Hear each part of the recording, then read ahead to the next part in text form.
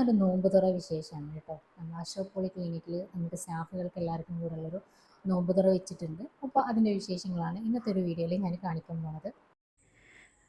അപ്പോൾ നമ്മൾ നോമ്പ് തുറ ഐറ്റംസുകളൊക്കെ ഇവിടെ റെഡി ആയിട്ടുണ്ട് കേട്ടോ. നമ്മളെ സ്റ്റാഫുകളെല്ലാവരും കൂടെയാണ് ഇതിന് ഹെൽപ്പ് ചെയ്തിട്ടുള്ളത്. എല്ലാവരും കൂടെ തന്നെയാണ് എല്ലാ കാര്യങ്ങളും എടുത്തു വെക്കാനും ഒക്കെ ഉണ്ടായിട്ടുണ്ടായിരുന്നത്.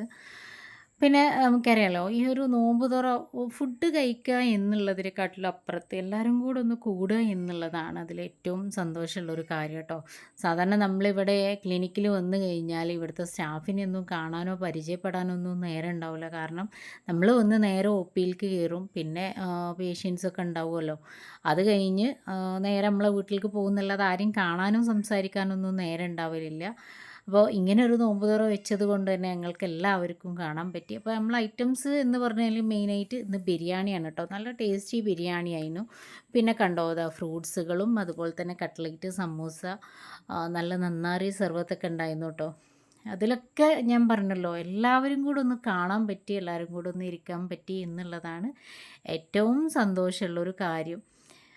പിന്നെ നമ്മളിതാ അശോക് ഡോക്ടറെ ഒരു പൂച്ചയാണ് കേട്ടോ. അത് നല്ലൊരു ക്യൂട്ടായിട്ടുള്ളൊരു പൂച്ചക്കുട്ടിയാണത്.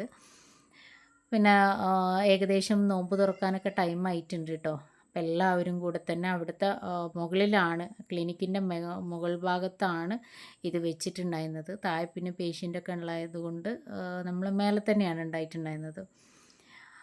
അപ്പോൾ എല്ലാവരും റെഡി ആയി കഴിഞ്ഞു. ഇനി ബാങ്ക് കൊടുത്തു കഴിഞ്ഞാൽ നോമ്പ് തുറക്കേണ്ട താമസമേ ഉള്ളൂ കേട്ടോ.